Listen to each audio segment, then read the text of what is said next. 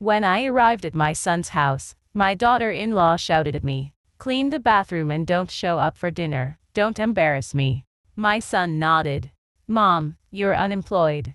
But when my husband walked into the room and said, "I'm glad to have you here," I was filled with relief. Follow my story until the end and comment the city you're watching from so I can see how far my story has reached. My name is Edna and I'm 61 years old. Until 3 months ago, I thought I knew what rock bottom felt like. I was wrong. I stood in my son Wade's pristine kitchen, my hands still damp from washing their dishes after Sunday lunch, when my daughter-in-law Fallon turned to me with a smile. "You know, the one, the kind that doesn't reach the eyes, the kind that makes your stomach clench because you know something terrible is coming.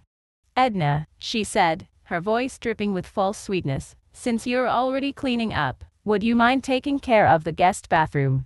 It's gotten quite messy and we're expecting Wade's boss for dinner tonight." I felt my cheeks burn. The guest bathroom. She wanted me to scrub toilets like I was the hired help. But what made it worse was the casual way she said it, as if it were the most natural thing in the world for a mother to clean her son's bathroom while his wife supervised. I actually thought I might head home soon," I said quietly, trying to keep the tremor out of my voice. "Robert is making his famous pot roast tonight, and..." "Oh, about that," Fallon interrupted, examining her perfectly manicured nails. "You won't be joining us for dinner. Wade's boss is very particular about, well, appearances. We can't afford to have any embarrassment tonight." The words hit me like a physical blow. I gripped the edge of the granite countertop, trying to steady myself. Embarrassment. Wade appeared in the doorway, loosening his tie after changing from church clothes. My heart lifted for just a moment, thinking my son would defend me, would tell his wife she'd gone too far. Instead, he nodded at Fallon's words. "Mom, you have to understand. Fallon's right. You're unemployed right now, and honestly," he paused, running a hand through his hair, "it wouldn't look good. Mr. Peterson expects a certain caliber of people at dinner." I stared at my son, this man I'd raised and sacrificed everything for, and felt something inside me break. Not crack, not bend, but completely shatter into pieces so small I wondered if they could ever be put back together. "A certain caliber," I repeated, my voice barely above a whisper. "You know what I mean," Wade said, avoiding my eyes. "Successful people. People with careers. It's nothing personal, Mom. Nothing personal." As if dismissing your mother like an unwanted servant could be anything but personal. Fallon clapped her hands together as if the matter were settled. "Wonderful. So you'll take care of the bathroom and then maybe you could tidy up the living room before you go. Wade's boss will notice if things aren't perfect." I looked around the kitchen I'd helped them buy with the last of my savings when they first got married 5 years ago. The kitchen where I'd cooked Thanksgiving dinner for the past 3 years because Fallon wasn't good with traditional cooking. The kitchen where I'd spent countless evenings babysitting their neighbors' kids when they needed extra money for Fallon's shopping trips. "The cleaning supplies are under the sink in the bathroom," Fallon continued, already turning away as if I'd agreed. "Make sure you use the good toilet brush. The cheap one doesn't get the stains out properly." I stood there for a long moment, feeling invisible. They weren't even looking at me anymore. Wade had pulled out his phone, scrolling through emails. Fallon was arranging flowers in a vase, humming softly to herself. I thought about Robert, my husband of 8 months, waiting for me at home. He'd probably already started preparing dinner, the way he did every Sunday. He'd ask how my visit went, and what would I tell him? That my own son thinks I'm an embarrassment. That my daughter-in-law treats me like hired help. My feet moved without conscious thought, carrying me toward the guest bathroom. I found the cleaning supplies exactly where Fallon had said they'd be. The toilet was indeed dirty, crusted with God knows what, probably from one of Wade's weekend poker games with his buddies. I knelt on the cold tile floor, my 61-year-old knees protesting, and began to scrub. Each stroke of the brush felt like a piece of my dignity washing away. Tears dropped into the bowl, mixing with the cleaning solution. This wasn't supposed to be my life. I'd raised Wade to be better than this. I'd taught him about respect, about kindness, about treating people, especially family, with love and consideration. Where had I gone wrong? The sound of laughter drifted from the kitchen. Wade and Fallon, probably planning their perfect dinner with Wade's perfect boss. I wondered if they even remembered I was here, or if I'd already faded into the background like an old piece of furniture they'd grown tired of looking at. I finished the toilet and moved to the sink, scrubbing away water spots that probably weren't even visible unless you looked for them. But Fallon would look. Fallon always looked for imperfections, especially in me. When I finally emerged from the bathroom, my back aching and my hands raw from the harsh cleaning chemicals, I found them in the living room. Wade was adjusting pillows that were already perfectly arranged. Fallon was spraying air freshener, though the house already smelled like the expensive candles she burned constantly. All done, I announced, though neither of them acknowledged me. Did you remember to clean behind the toilet? Fallon asked without looking up. People always forget that part. Yes, I said, I cleaned everything. Good. She finally glanced at me, her expression neutral. You should probably head home now. We need time to prepare for dinner. I gathered my purse from the hall table, the same table where family photos should have been displayed. Instead, it held only pictures of Wade and Fallon, their wedding, their vacations, their perfect life together. No pictures of me, no pictures of Wade's childhood. It was as if his life had begun the day he married her. I'll see you next Sunday, I asked hopefully, knowing I shouldn't hope for anything anymore. Wade looked up from his phone. Actually, Mom, maybe we should skip next week. Fallon's mother is coming to visit, and you know how she is about, well, about keeping things simple.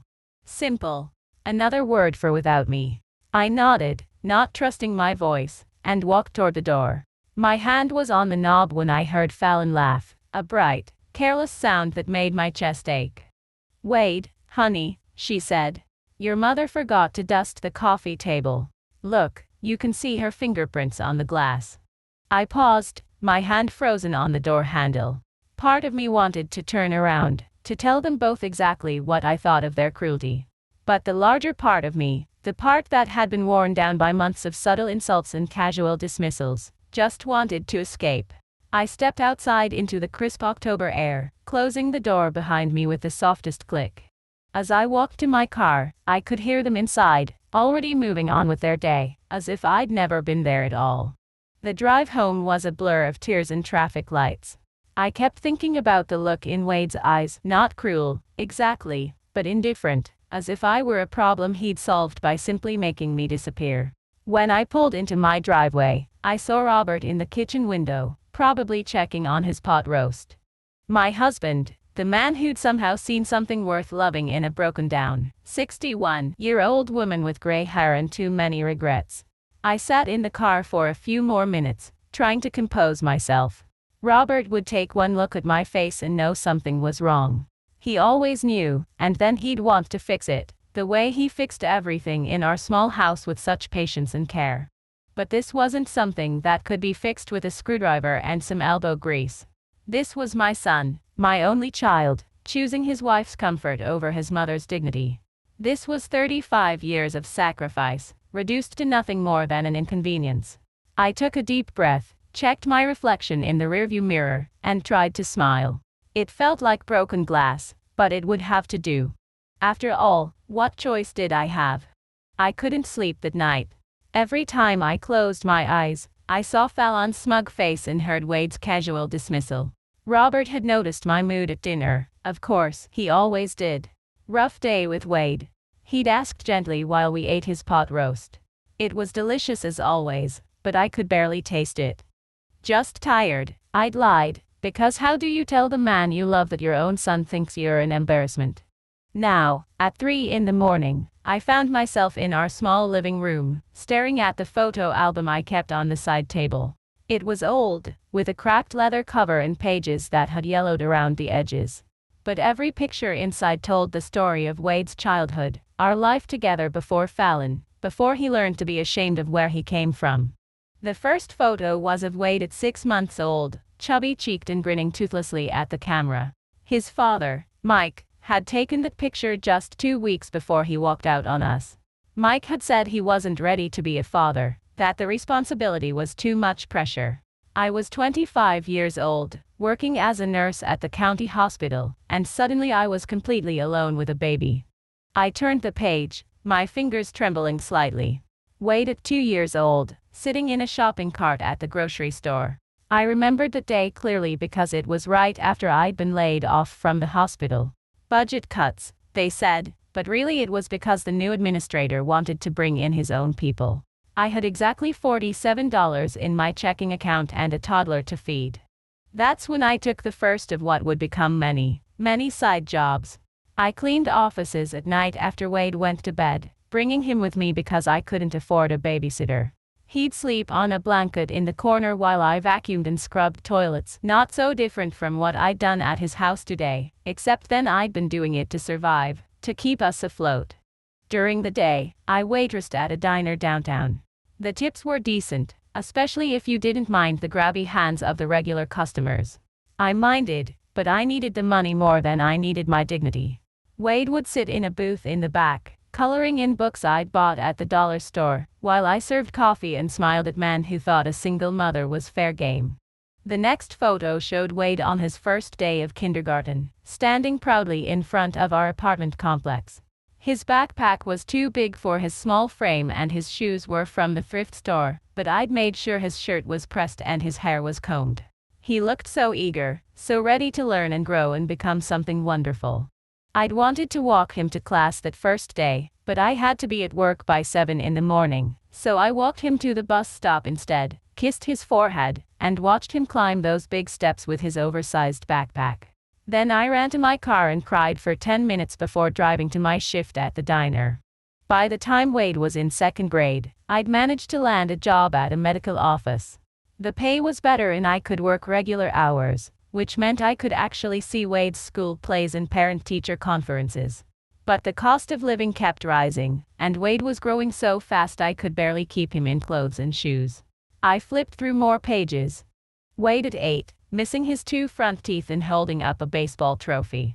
I'd worked extra shifts for 3 months to afford Little League registration and the equipment. Wade at 10, dressed as a historical figure for a school project. I'd stayed up all night making the costume because store-bought ones were beyond our budget. Every photo was a memory of something I'd worked for, saved for, sacrificed for. When Wade wanted piano lessons, I took on weekend shifts at a nursing home. When he needed a computer for high school, I sold my grandmother's jewelry, the only valuable thing I owned. The hardest photo to look at was Wade's high school graduation. He stood there in his cap and gown, smiling broadly, and I was so proud I thought my heart might burst. But I almost hadn't made it to the ceremony. I'd been working a double shift at the nursing home because one of the other aides had called in sick, and my supervisor initially refused to let me leave. I actually begged my supervisor to let me go see my son graduate. She finally agreed, but docked my pay for the missed hours. I didn't care. I wouldn't have missed that moment for anything. Wade had been accepted to State University on a partial academic scholarship, but it still wasn't enough to cover everything, so I took out loans I'm still paying off even now. I worked 3 jobs that summer to help with his expenses: my regular job at the medical office, weekend shifts at the nursing home, and a few hours each evening cleaning a lawyer's office downtown. I remember Wade calling me during his freshman year, homesick and struggling with the workload. Maybe I should just come home, he'd said, get a job, help out with the bills. Absolutely not, I told him. You stay right where you are and you finish what you started. I didn't work this hard to watch you quit now. The next section of the album showed Wade's college years, photos from his visits home, pictures from his graduation ceremony. He'd majored in business administration and graduated cum laude. I was so proud of him that day, watching him walk across that stage in his cap and gown. All those years of sacrifice had been worth it. My son was going to have the kind of life I'd never been able to give him. After graduation, Wade landed a good job at a marketing firm in the city. He was finally making decent money, finally able to afford his own apartment and car payments. For the first time in years, I allowed myself to relax just a little. Maybe I could finally start thinking about my own future, maybe even retirement someday. Then Wade met Fallon.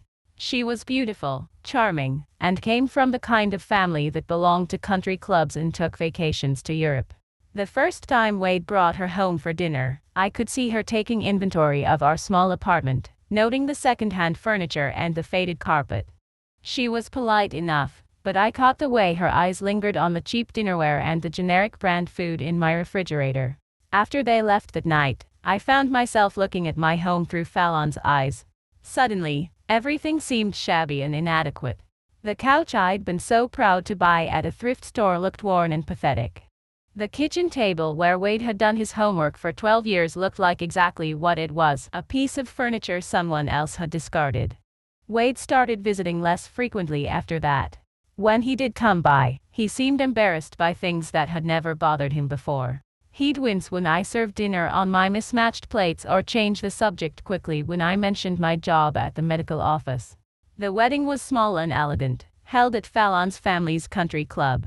I'd worn my best dress, the navy blue one I'd bought for Wade's college graduation, and tried to blend into the background. I didn't belong there, among Fallon's perfectly coiffed relatives and Wade's new circle of professional friends. During the reception, I overheard one of Fallon's aunts asking who I was. "Oh, that's Wade's mother," someone replied. Well, she did her best raising him alone, but you know how it is. He's really made something of himself despite everything. Despite everything. As if loving my son, working 3 jobs to support him, sacrificing everything to give him opportunities I'd never had. As if all of that was something he'd had to overcome rather than the foundation that made his success possible. I turned to the last page of the album. It was a recent photo. Wade and Fallon at some charity gala, dressed to the nines and looking like they belonged in a magazine. Wade looked confident and successful in his expensive suit. This was the life I'd wanted for him, the life all my sacrifices had made possible. So why did it hurt so much to see him living it? I closed the album and set it back on the table. The house was quiet, except for the soft sound of Robert's breathing from our bedroom. My husband, this kind gentleman who'd somehow fallen in love with me despite everything I lacked. Tomorrow, I'd have to face another day of being the embarrassment Wade didn't want his boss to meet. Another day of being treated like the help by a daughter-in-law who'd never worked a day in her life. Another day of pretending it didn't hurt when my own son looked at me like I was something to be ashamed of. But tonight, in the darkness of our living room, I allowed myself to remember when Wade looked at me like I was his whole world, when my love was enough, when my sacrifices mattered, when being his mother was the most important job I'd ever had. Those days felt like a lifetime ago, and maybe, I thought as I finally headed back to bed, they were. The next morning, I found Robert in our small kitchen, humming quietly as he prepared coffee. He was an early riser. Always had been since I'd known him. At 65, he moved with the careful deliberation of someone who'd learned to appreciate quiet moments. His gray hair was still damp from his shower, and he wore the same style of button-down shirt he'd worn every day for the past 8 months. Nothing fancy, but always clean and pressed. "Morning, beautiful," he said without turning around, the way he did every morning. It still made my heart skip a little, even after all this time. Nobody had called me beautiful in decades. "You're up early," I said, accepting the cup of coffee he handed me. He'd remembered how I liked it. 2 sugars, just a splash of cream.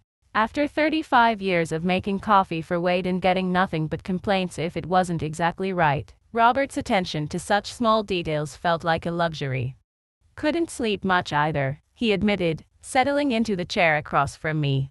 "You were tossing and turning all night. Wanna talk about what really happened yesterday?" I studied his face over my coffee cup. Robert had these kind, brown eyes that seemed to see right through any pretense. It was what had drawn me to him 8 months ago, when we'd met at the grief support group at St. Mark's. I'd been there trying to process the loss of my job, the growing distance from Wade. He'd been there dealing with the death of his first wife, Margaret, after 42 years of marriage. We'd ended up sitting next to each other during one particularly difficult session about family disappointments.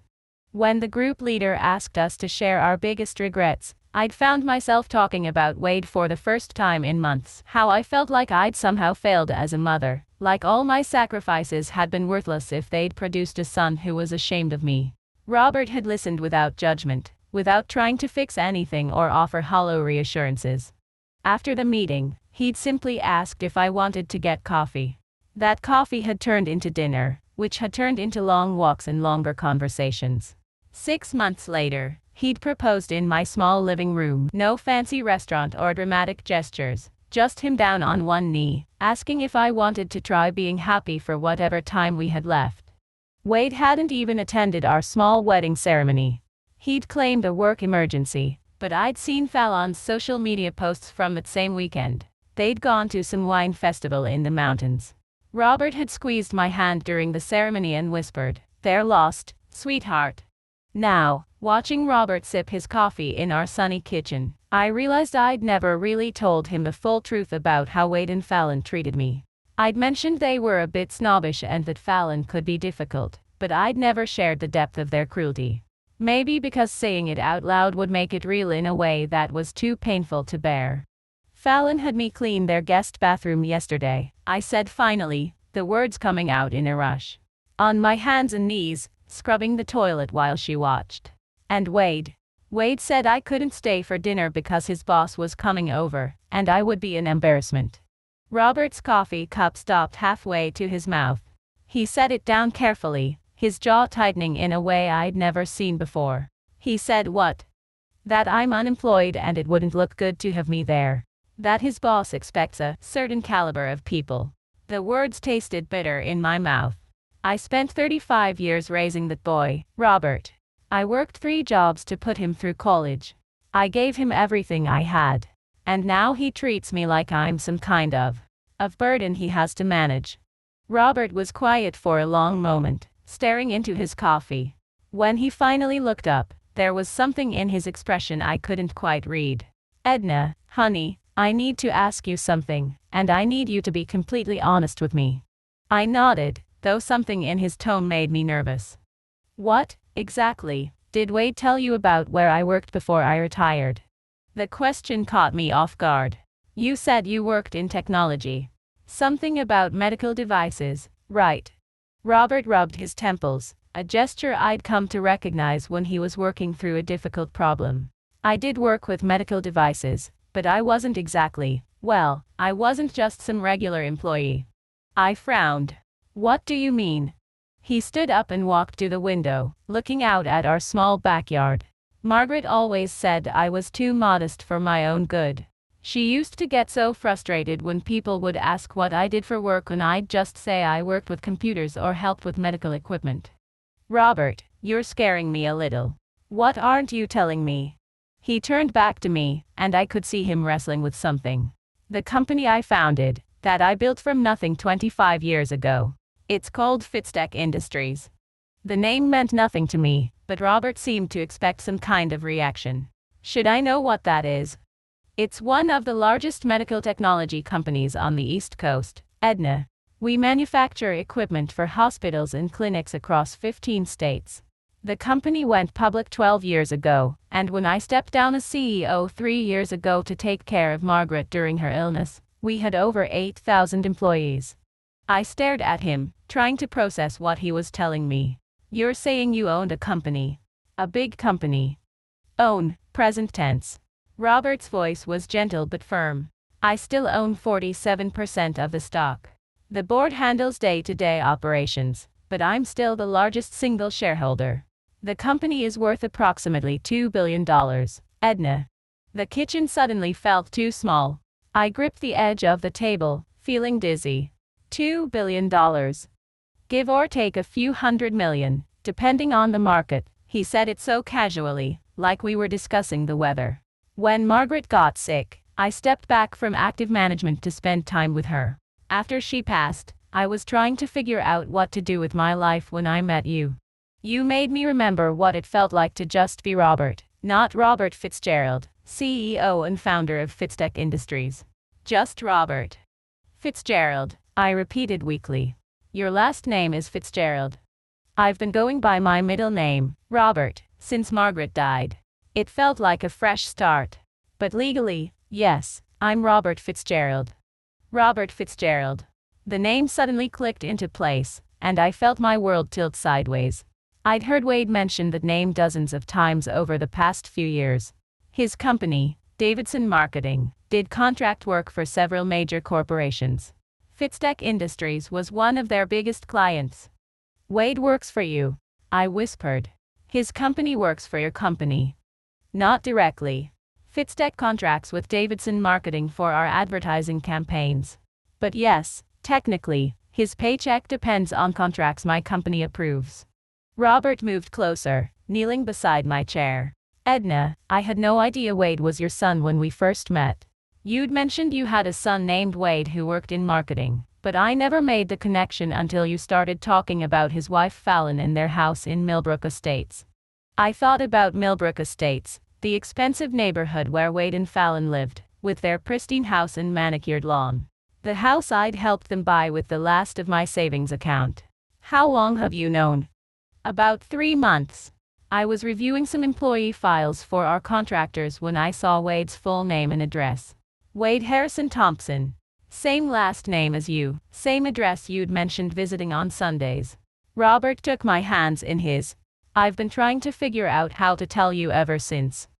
3 months. He'd known for 3 months that my son worked for a company he owned, and he'd said nothing.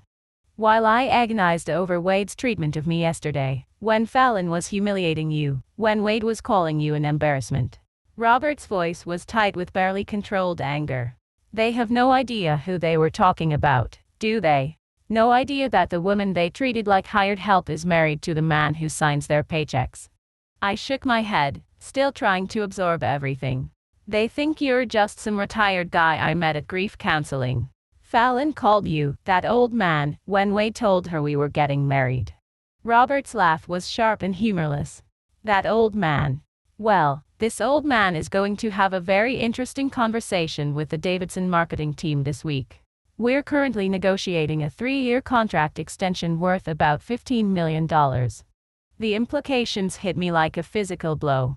Wade's entire career, his beautiful house, his comfortable lifestyle, all of it depended on contracts from Robert's company.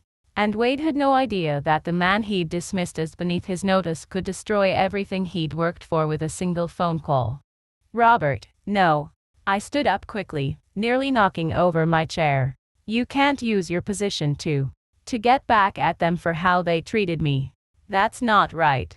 He looked at me with something that might have been admiration. Even after what they did to you yesterday. Even after Wade called you an embarrassment and Fallon made you scrub toilets like a servant. They're still my family, I said, though the words felt hollow. And I didn't marry you for your money. I married you because you're kind and gentle and you see something good in me that I'd forgotten was there. I won't let this change that. Robert stood and pulled me into his arms. That's exactly why I love you, Edna Thompson Fitzgerald. That's exactly why. We held each other in our small kitchen while the morning sun streamed through the windows. But even as I felt the comfort of Robert's embrace, I couldn't stop thinking about Wade and Fallon, going about their perfect lives with no idea that everything they'd built was balanced on the goodwill of the man they'd treated as insignificant. Part of me, a part I wasn't proud of, wondered what would happen when they found out the truth. By Thursday, I'd almost convinced myself that Robert would never have to reveal his identity to Wade and Fallon. We could keep living our quiet life and they could keep living theirs, and maybe the two worlds would never have to collide again. I was wrong. It started with a phone call at 2:30 in the afternoon. I was folding laundry in our bedroom when I heard Robert answer his cell phone in the living room. Yes, this is Robert Fitzgerald. His voice had taken on a tone I'd never heard before. Crisp, authoritative, nothing like the gentleman who made me coffee every morning. What kind of emergency? I stopped folding and moved closer to the doorway, not meaning to eavesdrop but unable to help myself. How many people? Robert asked, and I could hear the tension building in his voice. Jesus Christ, Marcus, how did this happen?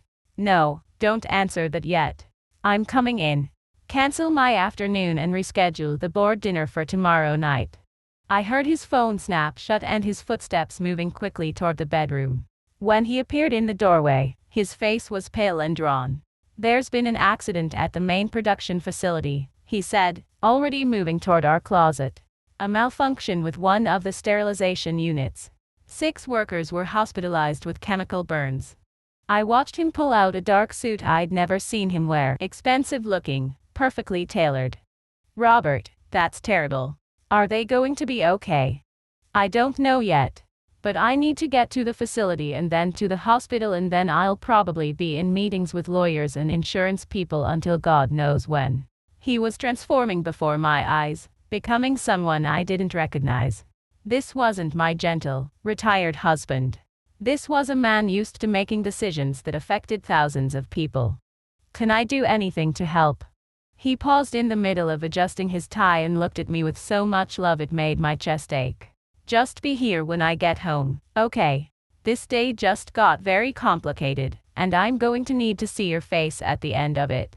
I kissed him goodbye and watched him drive away in his truck, the same old Ford pickup he'd driven since we met, though now I wondered if he had other cars I didn't know about.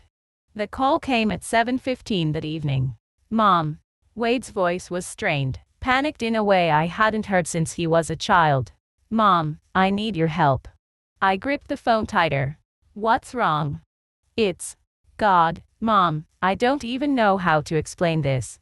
There was an accident at Fitztech Industries today. 6 people got hurt, and now there's going to be all kinds of investigations and lawsuits, and our entire contract with them might be in jeopardy. My stomach dropped. Your contract? Fitztech is our biggest client, Mom. We do 70% of our marketing work for them. If they pull their contract because of this accident and the bad publicity, Davidson Marketing could go under. I could lose my job, the house, everything. I closed my eyes, thinking of Robert at the hospital, probably sitting beside the beds of injured workers, trying to make sure they got the best possible care. Wade, I'm sure it's not as bad as you think. Accidents happen and... No, Mom, you don't understand. His voice cracked like a teenager's. Mr. Peterson, my boss, he got a call from Fitztech's legal department today. They want a meeting tomorrow morning with all the senior staff from our company. Peterson thinks they're going to terminate our contract. I found myself pacing our small living room, the phone pressed against my ear. What do you want me to do, Wade? I don't understand why you're calling me about this. I need to borrow money, he said in a rush. If I lose this job, Fallon and I won't be able to make the mortgage payments. We'll lose the house, and God, Mom, she'll leave me. She married me because I could provide for her, and if I can't. How much money? I asked, though I already knew I didn't have whatever amount he was going to ask for. $20,000. Just as a bridge loan until I can find another job. I know you don't have that much in savings, but maybe Robert could co-sign on a loan or something. I'm desperate, Mom. I'm really desperate. $20,000. The number hit me like a slap. Wade, who'd been too embarrassed to let me meet his boss 3 days ago, was now asking for $20,000 from the woman he'd forced to scrub his toilets. Wade, Robert and I don't have that kind of money just sitting around. Please, Mom, he was crying now, actually crying. I know I haven't been the best son lately. I know Fallon can be difficult. But I need help, and you're the only family I have. The only family he had. Apparently, I was family again when he needed something. I was still trying to figure out what to say when I heard Robert's truck in the driveway. Wait, let me talk to Robert when he gets home. I can't promise anything, but... Thank you, Mom. Thank you so much. I'll call you tomorrow morning. Okay, before the meeting with Fitztech. He hung up before I could respond, leaving me standing in our living room with my heart pounding and my mind racing. Robert looked exhausted when he walked through the door. His expensive suit was wrinkled, his tie loosened, and there were coffee stains on his shirt. He looked older than his 65 years, weighed down by the kind of responsibility I was only beginning to understand. How are the workers? I asked immediately. They'll be okay. Burns were mostly superficial, thank God, though 2 of them will need skin grafts. I've arranged for the company to cover all medical expenses, plus additional compensation for pain and suffering. It was a malfunction in equipment that should have been replaced last year, so this is entirely on us. He sank into his armchair with a heavy sigh. I spent 4 hours at the hospital, then another 3 hours with lawyers and the board of directors. Tomorrow is going to be even worse. We have meetings with all our major contractors to reassure them that this won't affect our ability to fulfill our obligations. I perched on the arm of his chair, running my fingers through his gray hair. Wade called. Robert's eyes sharpened immediately. What did he want? I told him about the phone call, about Wade's panic over losing the Fitstech contract, about his request for $20,000. Robert listened without interruption, his expression growing harder with each detail. He wants $20,000, Robert repeated when I finished. From you, the woman he called an embarrassment 4 days ago. He's scared, Robert. His whole life is built on that job. His whole life is built on my company's good faith, whether he knows it or not. Robert's voice was cold in a way that made me shiver. And now he wants the woman he humiliated to bail him out of a problem that wouldn't exist if he'd shown his mother an ounce of respect. I could see the anger building in him, and it frightened me a little. This was the man who commanded boardrooms and made decisions worth millions of dollars. This was the man my son had no idea existed. What are you going to do? Robert was quiet for a long moment, staring at his hands. I'm going to go to that meeting tomorrow morning. The meeting with Davidson Marketing. Yes. I'm going to sit in that conference room and listen to Wade and his boss explain why Fitstech Industries should continue our partnership with their company. Robert looked at me, and I could see the decision forming in his eyes. And then I'm going to tell them exactly who I am. My heart started racing. Robert, no. You can't. I can't what, Edna? I can't reveal my identity to save my wife from being humiliated by her own son. I can't use my position to teach a lesson to a man who thinks he's too good to let his unemployed mother meet his boss. It's not about revenge, I said desperately. You said yourself that you love me because I'm not vindictive, because I don't want to hurt them, even after what they did to me. Robert stood up and began pacing, his movements sharp and agitated. This isn't about revenge, sweetheart. This is about respect. This is about a man who needs to understand that the woman he treated like hired help is worth more than his entire company. I followed him to the kitchen, where he was opening and closing cabinet doors without really looking for anything. What if it backfires? What if Wade and Fallon resent me even more after they find out I knew who you were and didn't tell them? Then they'll resent you for something real, instead of resenting you for being poor and unemployed and inconvenient. Robert turned to face me, his eyes blazing with righteous anger. Edna, I've watched you suffer for months over the way they treat you. I've seen you cry yourself to sleep because your own son is ashamed of you. Well, tomorrow morning, he's going to find out exactly what kind of woman he's been shaming. I wanted to argue more, wanted to find some way to talk him out of this course of action, but part of me, the part that had scrubbed Wade's toilet while Fallon supervised, was curious to see their faces when they learned the truth. What will you tell them? I asked quietly. Robert's smile was sharp as a blade. I'll tell them the truth, that Robert Fitzgerald, founder and majority owner of Fitstech Industries, is married to the woman they wouldn't let stay for dinner because she might embarrass them in front of the boss.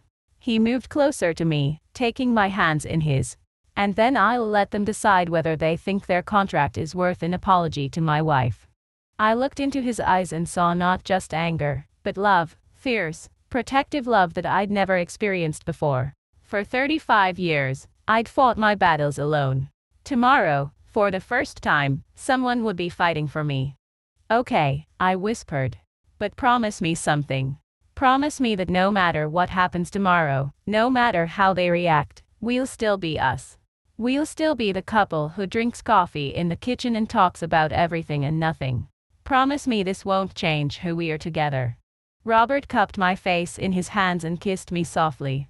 Nothing could change that, Edna. Nothing in the world. As we stood there in our small kitchen, holding each other in the gathering darkness, I realized that tomorrow would either repair my relationship with Wade forever or destroy it completely. Either way, I would finally know where I stood. I didn't sleep at all Thursday night. Every time I closed my eyes, I imagined the scene that would unfold at Davidson Marketing's offices in just a few hours. Robert, meanwhile, had slept like a man who'd finally made peace with a difficult decision. He woke up at his usual time, made coffee, and went about his morning routine as if this were any other day. You don't have to do this, I told him over breakfast, making one last attempt to change his mind. He looked up from his newspaper, the business section, I noted, where he probably kept track of companies he owned shares in, and gave me the gentle smile that had made me fall in love with him. Yes, I do, sweetheart. Some things can't be ignored anymore. At 8:30, Robert kissed me goodbye and climbed into his old Ford pickup truck. But this morning, he was wearing one of his expensive suits and carrying a leather briefcase I'd never seen before. The transformation from my quiet, retired husband to Robert Fitzgerald, CEO, was complete. I spent the morning cleaning our already spotless house, doing laundry that didn't need doing, anything to keep my hands busy while my mind raced. At 10:15, my phone rang. Mom. Wade's voice was shaky. The Fitztech people are here. Mr. Peterson wants me in the conference room in 5 minutes. How are you feeling? Terrified, he admitted. Mom, about what I said the other day, about you being an embarrassment. I was stressed about work and I took it out on you. That wasn't fair. It wasn't an apology, exactly, but it was closer than anything I'd gotten from Wade in years. I know you're under a lot of pressure, honey. I have to go, but, Mom, thank you for listening last night. It meant a lot that I could call you. The line went dead, and I was left holding the phone, my heart breaking a little. Wade sounded so young, so scared. Part of me wanted to call Robert and tell him to be gentle, that my son was suffering enough already. But then I remembered the feel of the toilet brush in my hands, the sound of Fallon's laughter as she dismissed me like hired help, the look in Wade's eyes when he called me an embarrassment. Some lessons, I realized, could only be learned the hard way. At 11:45, my phone rang again. Edna. Robert's voice was calm, controlled, but I could hear something underneath it, a kind of satisfied exhaustion. It's over. What happened? I'll tell you everything when I get home. But, Edna, Wade is going to call you, probably in the next few minutes, and he's going to be very, very upset. My stomach clenched. What did you do? I told him the truth. All of it.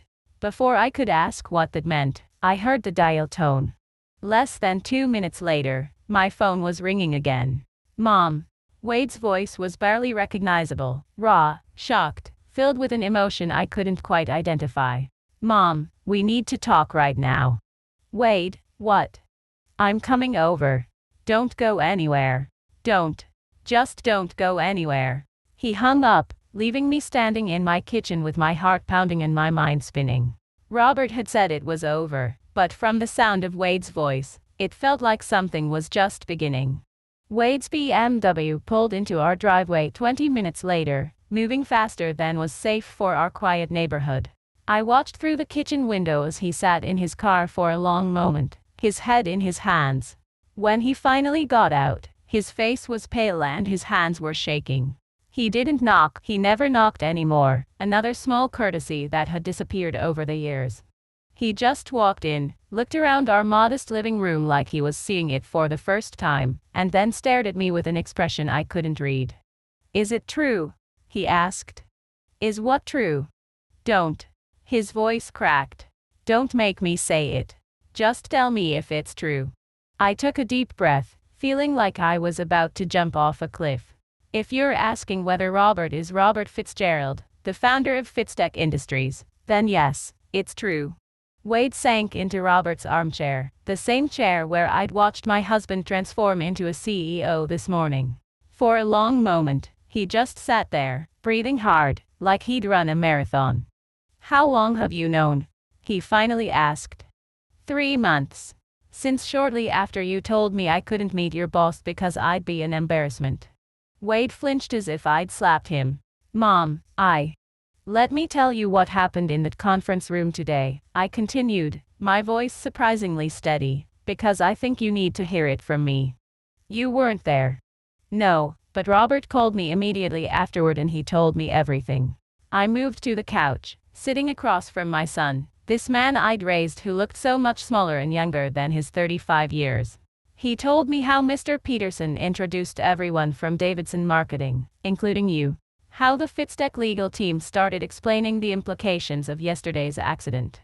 How you kept looking at your phone, probably hoping I'd call back about the $20,000 you need. Wade's face went even paler. And then Robert stood up and said he wanted to address something personal before they continued with business. I leaned forward, holding Wade's gaze. He told them that he'd recently learned that one of Davidson Marketing's employees was married to his wife, a woman who had been treated so poorly by her own son that she'd been reduced to scrubbing toilets while her daughter-in-law watched. Oh, God. Wade put his head in his hands. He told them about last Sunday, Wade, about how you made me clean the guest bathroom and then told me I couldn't stay for dinner because your boss was coming and I would be an embarrassment. He told them that the boss your wife was so worried about impressing was actually married to the woman you'd humiliated. Please, stop. But I couldn't stop. For months, I'd swallowed my hurt and disappointment, made excuses for Wade's behavior, convinced myself that he was just going through a difficult phase. Now, finally, the truth was spilling out of me like water through a broken dam. Do you know what he said next, Wade? He said that any company that employed someone who treated his wife with such disrespect wasn't a company Fitztech Industries could continue to work with. Wade's head snapped up. He's canceling our contract. No, I said quietly. He gave you a choice. Either you could stand up in front of your boss and your coworkers and apologize to your mother for your behavior, acknowledging that you've been wrong to treat me the way you have, or Fitztech would terminate their relationship with Davidson Marketing, effective immediately. The silence stretched between us, thick and uncomfortable.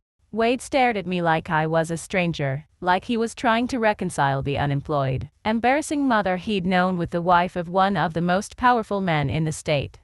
What did I do? He whispered. What do you think you did? I apologized. In front of everyone. Mr. Peterson, the entire senior staff, the Fitztech legal team.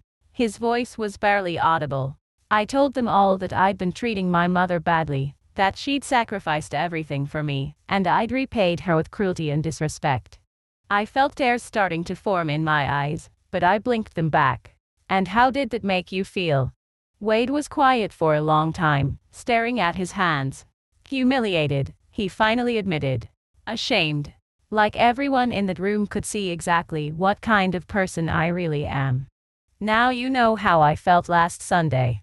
He looked up at me, and for the first time in years, I saw my little boy in his eyes, not the successful businessman or Fallon's husband, but the child I'd raised, the one who used to crawl into my bed during thunderstorms. Mom, I am so sorry. The words came out broken, desperate. I don't know what happened to me. I don't know when I became someone who could treat you like that. I know when it happened, I said quietly. It happened when you decided that your mother's love wasn't worth as much as Fallon's approval. When you decided that the woman who raised you was somehow less valuable than the woman you married. Wade was crying now, not the quiet tears of regret, but the ugly, choking sobs of someone whose world has just collapsed around them. She's going to leave me, Mom. When Fallon finds out what happened today, when she realizes that I humiliated her in front of my coworkers, she's going to leave me. Part of me wanted to comfort him, to tell him that everything would be okay, the way I had when he was small. But I was tired of making things okay for Wade while he made things difficult for me. Maybe she will, I said instead. And maybe that would be for the best. He looked at me in shock. How can you say that? Because any woman who would leave her husband for standing up for his mother isn't a woman worth keeping.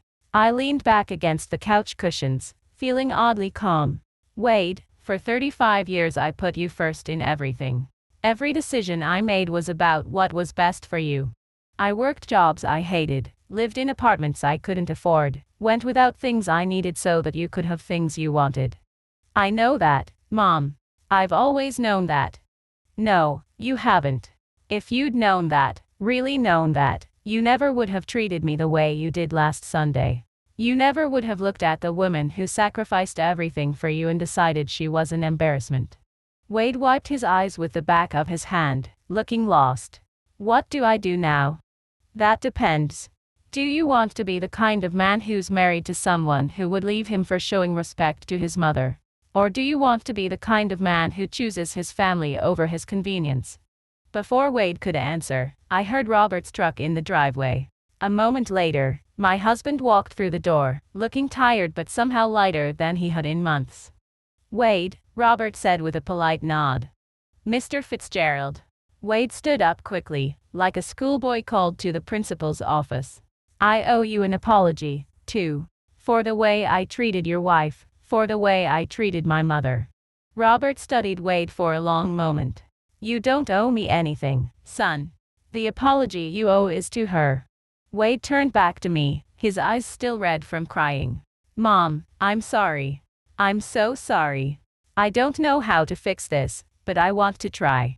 I looked at my son, really looked at him, and saw not the successful businessman who'd been ashamed of me but the scared little boy who needed his mother to tell him everything would be alright.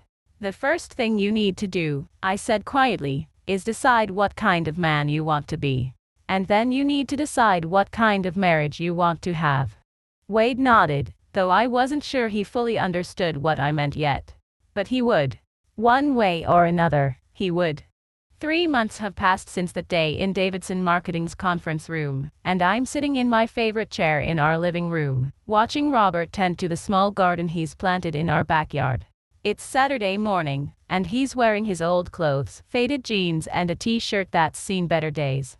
This is the Robert I fell in love with, the one who finds joy in simple things like watching tomatoes grow. The changes in our lives have been gradual but profound. Robert officially retired from active involvement in Fitztech Industries 2 weeks after the confrontation with Wade, selling his remaining shares to the board of directors. He said he was tired of carrying the weight of other people's livelihoods and wanted to spend whatever years he had left focused on his own happiness. "Are you sure?" I'd asked him when he first mentioned the idea. "That company is your life's work." "No, sweetheart," he'd replied, pulling me close. "You are my life's work. Now, we're comfortable, more than comfortable, actually." The sale of Robert's shares left us with more money than we could spend in 3 lifetimes. But we still live in the same small house, still drink coffee at the same kitchen table, still find our greatest pleasure in each other's quiet company. The only real change is that I no longer worry about money. When the water heater broke last month, Robert simply called a plumber instead of trying to fix it himself. When I mentioned wanting to take a cooking class, he signed us both up for a series at the community college. Small luxuries, but they feel enormous to a woman who spent 35 years counting every penny. Wade has been coming to Sunday dinner for the past 2 months.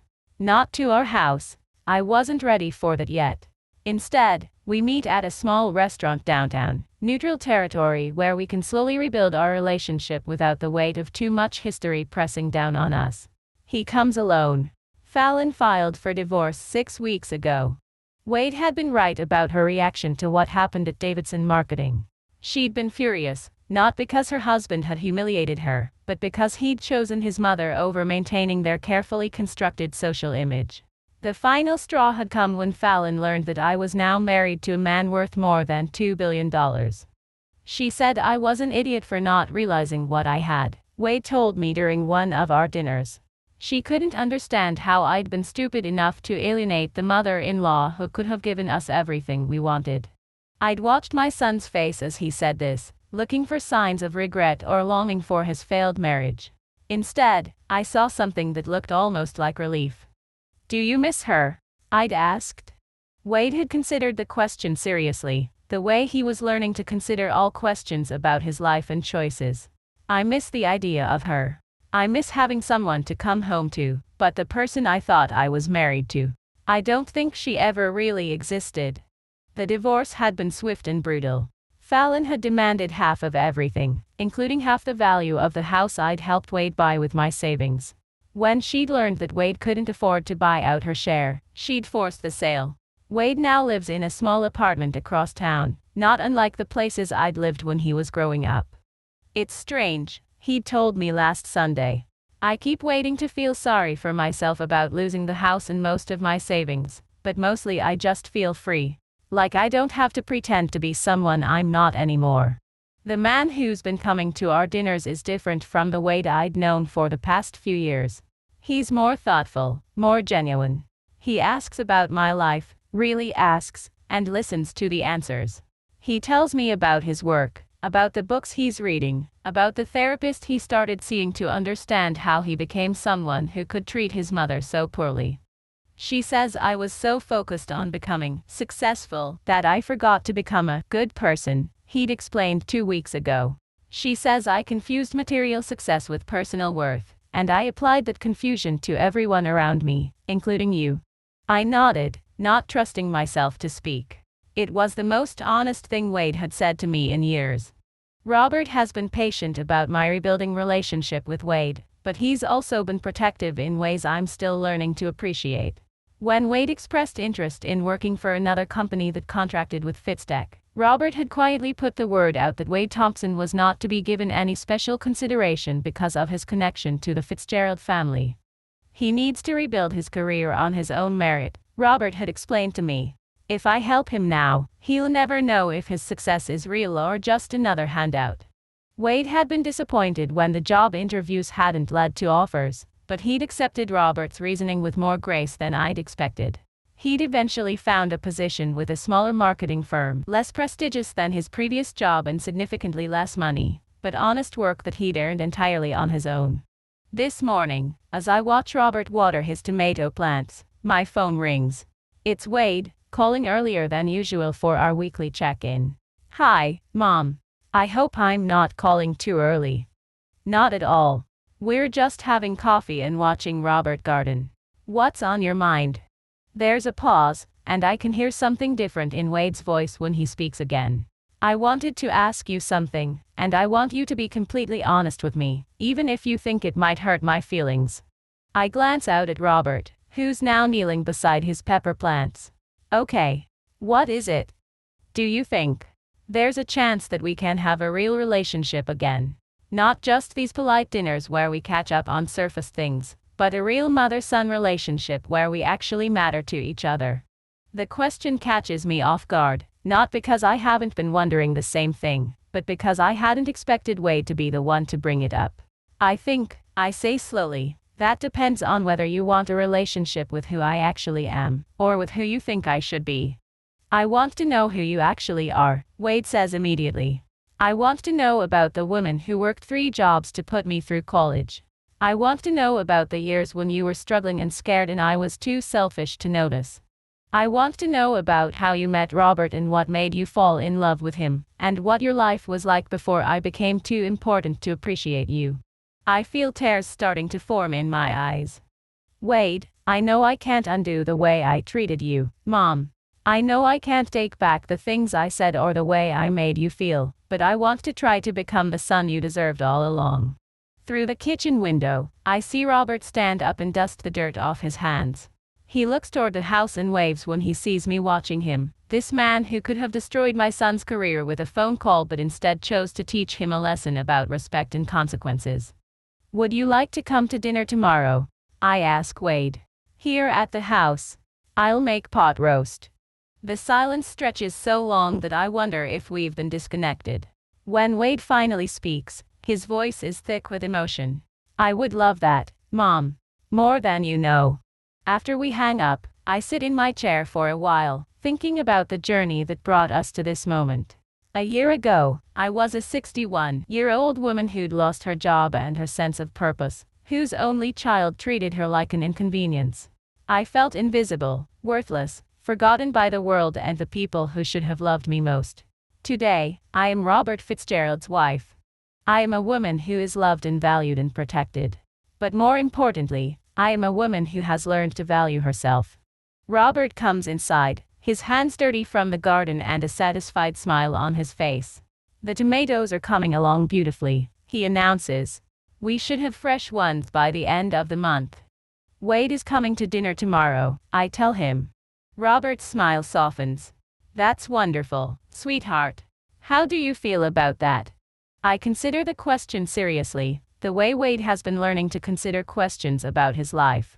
Hopeful, I say finally. Cautiously hopeful. Robert leans down and kisses the top of my head. That's the perfect way to feel.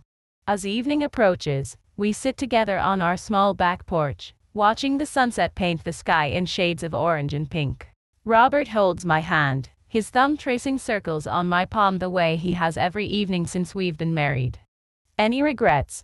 He asks quietly. I think about the question. Do I regret the confrontation that changed everything? Do I regret the years of struggle and sacrifice? Do I regret the pain that was necessary for Wade to become the man he's trying to be now? No, I say, and I'm surprised to realize I mean it completely. No regrets at all. Tomorrow, my son will come to dinner in the home I share with my husband. We'll eat the pot roast Robert will help me prepare, and we'll talk about our lives and our hopes and maybe even our fears. Wade will see the photo album on the side table, the one filled with pictures of his childhood, and maybe he'll remember what it felt like when my love was enough for him. It won't be the same as it was when he was small. We can't go back to those simple days when his mother was his whole world and he was mine. But we can build something new, something honest, something based on who we actually are rather than who we think we should be. And for the first time in years, that feels like enough. It feels like everything. Now, I'm curious about you who listen to my story. What would you do if you were in my place? Have you ever been through something similar? Comment below. And meanwhile, I'm leaving on the final screen 2 other stories that are channel favorites and they will definitely surprise you. Thank you for watching until here.